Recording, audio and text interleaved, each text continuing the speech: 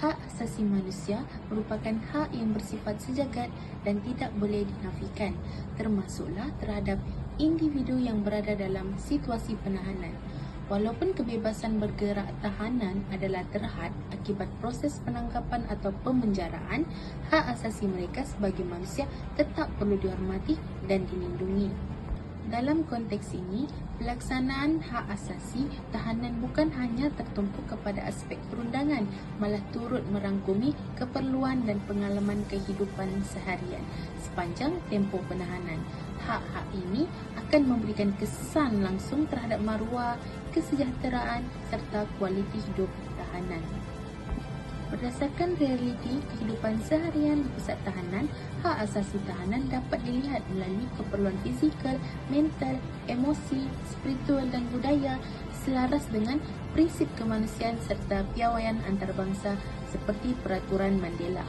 Hak fizikal dan sosial merupakan asas yang paling hampir dengan rutin harian tahanan yang merangkumi hak terhadap tempat tinggal, air, sanitasi dan kebersihan, hak pemakanan, akses rawatan kesihatan serta hak berhubung dengan keluarga.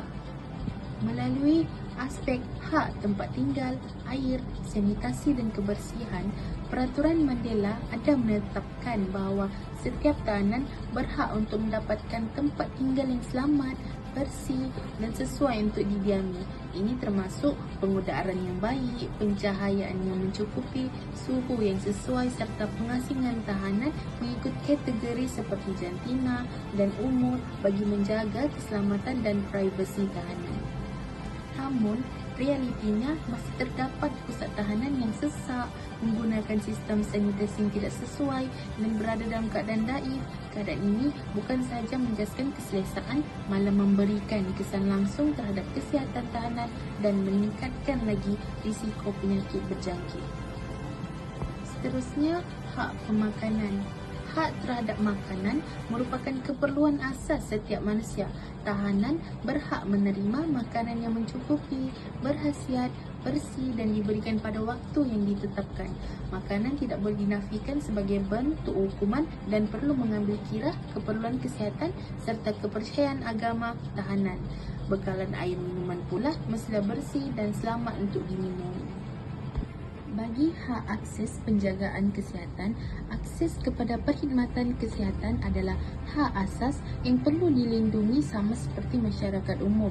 Tahanan yang sakit atau mengalami kecederaan perlu diberikan rawatan segera dan dirujuk ke hospital apabila perlu. Kelewatan rawatan, pemeriksaan yang tidak menyeluruh serta kecewayan perubatan boleh membawa kepada penderitaan serius dan kematian dalam tahanan. Oleh itu, tahanan mempunyai hak terhadap akses penjagaan kesihatan. Di samping itu, boleh dilihat tentang hak berhubung dan lawatan keluarga. Hak untuk berhubung dengan keluarga merupakan hak sosial yang penting. Hubungan ini membantu mengurangkan tekanan emosi, perasaan terasing dan kesan psikologi akibat penahanan. Peraturan Mandela ada menegaskan bahawa tahanan tidak boleh atau tidak seharusnya diasingkan sepenuhnya daripada dunia luar selagi tidak menjejaskan keselamatan penjara. Sebagai contoh, melalui Peraturan Mandela ke-58 ada menyatakan bahawa tahanan berhak berkomunikasi dengan ahli keluarga ataupun rakan melalui bentuk komunikasi yang telah ditetapkan oleh undang-undang seperti lawatan ataupun surat menyurat. Seterusnya adalah hak mental dan emosi.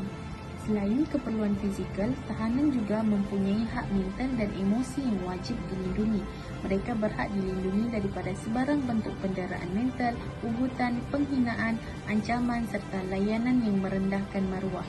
Penderaan mental dan buli dalam tahanan boleh menyebabkan tekanan emosi yang serius, gangguan psikologi, kecederaan diri dan boleh menyebabkan kes bunuh diri. Perkara ini turut melibatkan tahanan juvana dan kanak-kanak yang lebih terdedah kepada risiko penderaan. Oleh itu, hak perlindungan penderaan mental ataupun buli sangatlah penting. Melalui keadaan tersebut, tahanan berhak untuk mendapatkan perlindungan diri melalui saluran aduan yang berkesan.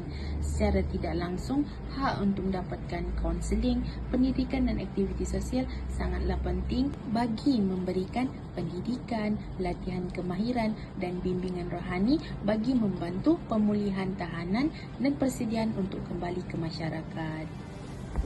Selain itu, tahanan juga berhak untuk mendapatkan hak hiburan dan bahan bacaan seperti buku bagi memastikan kesihatan minda dan kestabilan emosi.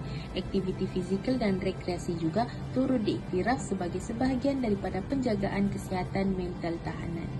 Seterusnya, tahanan juga mempunyai hak dalam spiritual dan budaya, yang mana hak spiritual dan budaya tahanan telah diiktiraf dalam sistem penjara Malaysia di bawah Akta Penjara 1995. Yang mana tahanan berhak untuk mengamalkan agama masing-masing, menerima pendidikan agama, beribadah serta mendapatkan bahan keagamaan mengikut kepercayaan mereka. Pihak penjara juga akan bertanggungjawab dalam menyediakan kemudahan dan membenarkan lawatan pegawai agama. Hak ini tidak boleh dilucutkan hanya kerana seseorang individu berada dalam tahanan selagi pelaksanaannya tidak menjejaskan keselamatan dan disiplin penjara. Di sudut budaya pula, tahanan turut diberikan akses kepada pendidikan umum, ceramah, bahan bacaan dan aktiviti intelektual bagi memelihara identiti budaya dan kesejahteraan mental mereka sepanjang tempoh penahanan.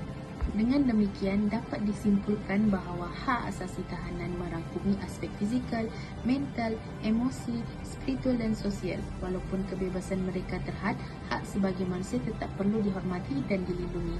Pengabaian hak-hak ini bukan saja mencabuli maruah manusia, malah mencerminkan kegagalan sistem dalam menjaminkan keadilan dan kemanusiaan. Sekian, terima kasih.